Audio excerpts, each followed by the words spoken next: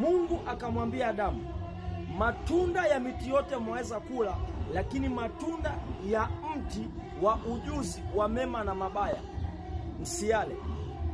Matunda ya ujuzi wa mema na mabaya msiale. Katikati ya tunda la ujuzi wa mema na mabaya hakuna mabaya peke yake, kuna mema pia. Adamu akakosea, akafanya kinyume na kauli ya Mungu. Lakini nini kilitokea? Aliula mti wa ujuzi wa mema na mabaya, akachuma katika ile tunda akala.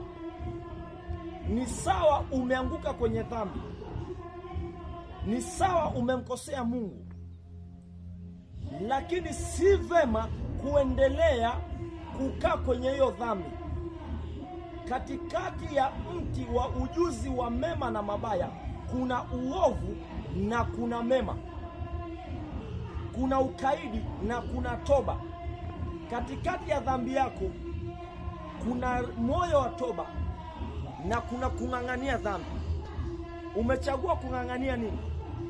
Sikia, majira ya jioni Mungu akapita bustanini, akawa anamtafuta Adamu na hakumuona. Mungu anaweza akawa na kutafuta kwenye nafasi yako, lakini hakuoni kwenye hiyo nafasi. Yamkini na wewe umeshakula tunda la ujuzi wa mema na mabaya.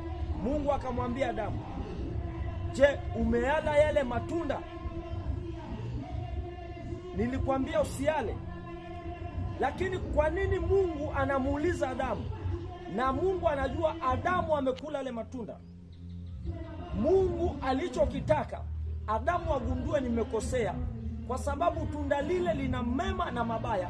Ajue kuna mema, kuna toba, kuna moyo, kuna nafasi ya kuomba toba. Lakini Adamu hakuona hiyo, akagundua ubaya. Watu wengi wanapoingia kwenye dhambi, wanatokomea kwenye dhambi, si wepesi kurudi kwenye toba, kwa sababu tokea awali mwanadamu alikuwa ni mtu wa kujifunza ubaya kuliko mema.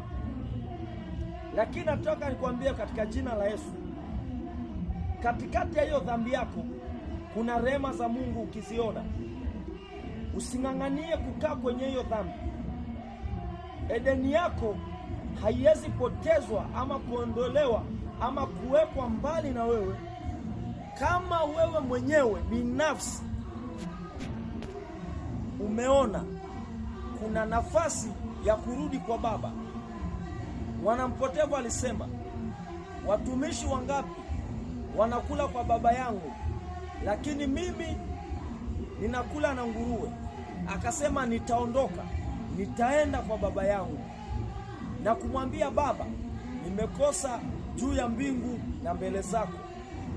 Mungu alimtembelea Adamu kwa sababu alitaka kuona Adamu akiomba toba, kwa sababu alijua amekula matunda, alijua amefanya dhambi.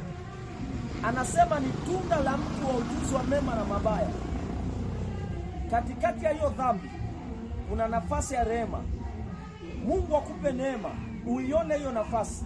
Usione uzuri wa hiyo dhambi, usione chochote kwenye hiyo dhambi.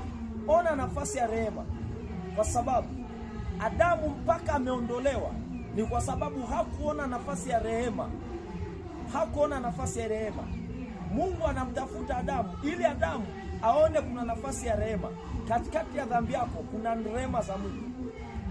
Nataka uone rehema za Mungu. Usidumu kwenye hiyo dhambi, usidumu kwenye hiyo maisha, na Mungu akuachilie, akupe rehema zake katika jina la Yesu. Kiti cha rehema kiko wazi kwa ajili yako. Using'ang'anie dhambi, usibaki kwenye dhambi, ili Edeni yako isiondolewe. In Jesus' mighty name I pray. Be blessed.